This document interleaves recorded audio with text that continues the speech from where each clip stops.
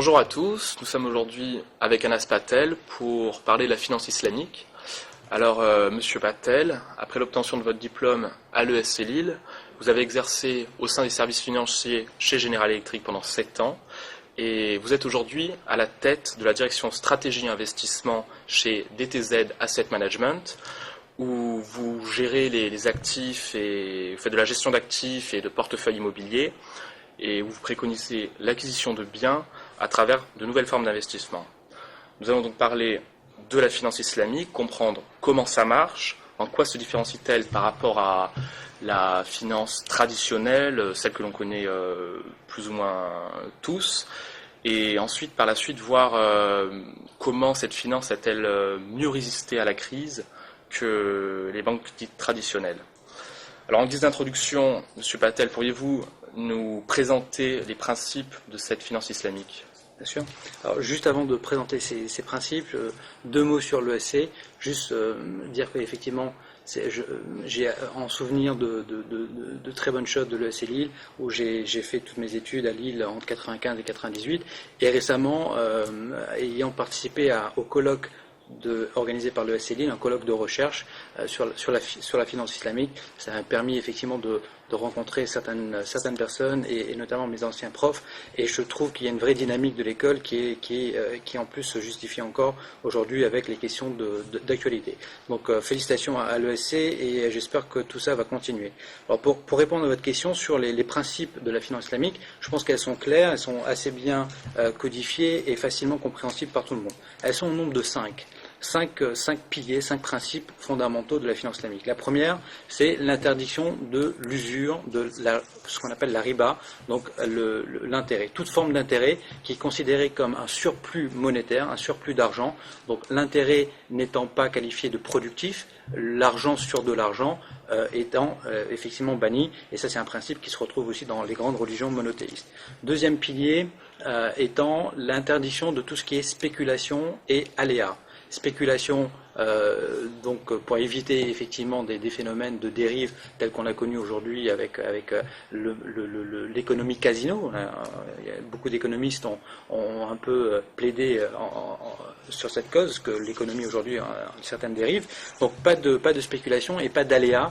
Incertitude dans les contrats, incertitude dans les relations d'affaires entre les différents acteurs, ce qui permet de clairement de stipuler un certain nombre de choses, le prix, les désignations du produit, etc., et de façon à ce qu'on soit sûr les bases sur lesquelles on fait des transactions, et notamment dans les services financiers, qui est fondamental. Troisièmement, c'est un principe fort d'adossement des actifs par rapport aux transactions. L'objet des contrats de finance islamique sont des objets qualitatifs, quantitatifs, basés sur des biens réels, et non pas sur comme un contrat de swap ou de forward, etc., où c'est clairement sur de l'argent ou une somme monétaire qui en plus n'est pas connue. Or que là, il y a vraiment un adossement fort, consubstantiel à un actif. Quatrièmement, un principe fort de partage des pertes et des profits. Partage des pertes et des profits qui fait qu'il y a un vrai engagement entre les deux parties. Il n'y a pas toujours un perdant et un gagnant, un prêteur et un emprunteur, mais il y a bien différentes parties qui s'engagent ensemble à faire la transaction ensemble. Donc au lieu d'être dans une relation effectivement de créancier et de débiteur, on est plutôt dans une relation commerciale entre un acheteur et un vendeur, parce que la banque, même si elle fait un métier de financement de financier, elle participe à la transaction dans le sens où souvent elle achète le bien pour le revendre à son client, qui fait qu'il y a vraiment un passage par le biais de l'actif, et qui supprime un certain nombre d'aléas. Et enfin, un certain principe d'équité, de justice. Clairement, c'est une économie qui se veut être au service de l'homme et non pas pour une catégorie de personnes. Donc c'est vraiment sur la justice sociale, c'est faire bénéficier avant tout un certain nombre l'ensemble des acteurs sur le marché. Et clairement, par rapport à ce qu'on a connu aujourd'hui, c'est que le sens premier de l'économie, ça doit être une science qui permet justement de répartir la richesse répartir la richesse et éradiquer la pauvreté. C'est vraiment le sens premier de la finance islamique, avec un certain nombre de systèmes de répartition comme la zakat, qui est l'impôt social purificateur, l'impôt qui permet quand on fait vraiment basé sur la richesse, qui est redistribuée aux nécessiteux. Donc voilà, je pense que ces 5 principes sont assez connus, assez classiques, ils sont de bon sens, je pense que tout le monde peut le comprendre, qu'on soit de confession musulmane ou pas, et ils ont un écho vraiment très fort aujourd'hui avec l'actualité qu'on connaît sur la crise économique. Et comment sont nées ces banques dites islamiques ? Alors, déjà, ce que je voulais dire aussi, c'est que la finance islamique en tant que telle, ce n'est pas quelque chose qui existe, je dirais, de façon naturelle. C'est avant tout une certaine réflexion. Je vous ai cité les principes. Ça a donné un certain corpus méthodologique avec un ensemble d'outils, de techniques de financement. Donc, la finance islamique, aujourd'hui, elle est effectivement plutôt un ensemble de techniques de financement, donc vraiment liées à la finance.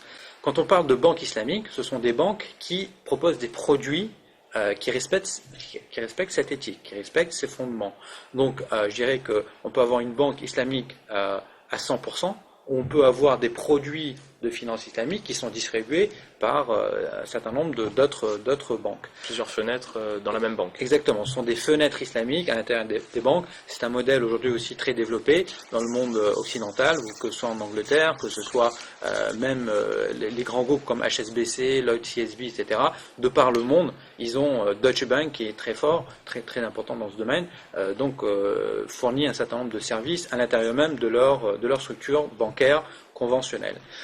Alors, le modèle de banque islamique en tant que tel date il y a plus d'une trentaine d'années. Les premières expériences étant en Égypte, en Iran et je dirais la plus aboutie aujourd'hui, qui est toujours active, c'est la Dubai Islamic Bank. Donc, dans les années 70, Dubai Islamic Bank a été mise en place, banque universelle, qui fait aussi bien service de détail pour les particuliers, mais aussi en banque d'investissement pour les professionnels. Et aujourd'hui, vous avez vraiment énormément de banques sur l'ensemble de la planète. Vous les retrouvez, et notamment dans le monde asiatique, avec la Malaisie, qui a un système bancaire assez dense et un système vraiment solide. Certaines voix s'élèvent pour émettre des doutes contre l'activité des banques islamiques, leur reprochant souvent un manque de transparence dans leur comptabilité, dans leur gestion, et émettent même des doutes selon le fait que peut-être les banques islamiques seraient un refuge pour financer certaines activités. Alors, je pense qu'il faut clairement mettre les choses au clair et voir la part de vérité de la part des préjugés. On a longtemps fait une certaine suspicion à l'égard de la finance islamique comme déguisement du terrorisme, de l'argent sale, de ceci et cela. Je pense qu'aujourd'hui, il faut être sérieux. Il y a, comme je disais, c'est plus seulement un phénomène de mode ou quelque chose qui se fait à petite échelle, c'est vraiment très développé. Les sommes qui sont en jeu, on parle de 700 milliards de dollars d'actifs de finance islamique, et les prévisions montrent qu'on peut aller à 1000, même 2000 milliards d'ici quelques années. Ce sont des prévisions de la Banque mondiale, du FMI, de différents agents de notation, etc. Donc je pense que c'est une industrie qui aujourd'hui a plus de 30 ans d'âge, elle commence à être mature avec ses fondements, avec ses garde-fous, ses structures, etc. Ce qui est plus intéressant, c'est de voir qu'aujourd'hui, et je vais prendre quelques exemples de l'actualité, vous avez Joseph Stiglitz, qui est quand même prix Nobel de l'économie, aujourd'hui responsable par l'ONU pour faire une certaine proposition sur la réforme du système financier mondial. Joseph Stiglitz, qui dans son dernier rapport à l'ONU recommande de voir l'intérêt de la finance islamique dans ces principes qui peuvent donner justement des pistes de solutions pour la crise actuelle. Vous avez même le Vatican, par le biais du pape, qui a fait un discours qui reprend certains principes. Et plus proche de nous, ici en France, vous avez certains économistes qui en parlent. J'étais encore récemment à Panthéon-Sorbonne avec Christian de Boissieu, qui est conseiller économique au CAE, et avec Matignon, avec qui on en a parlé,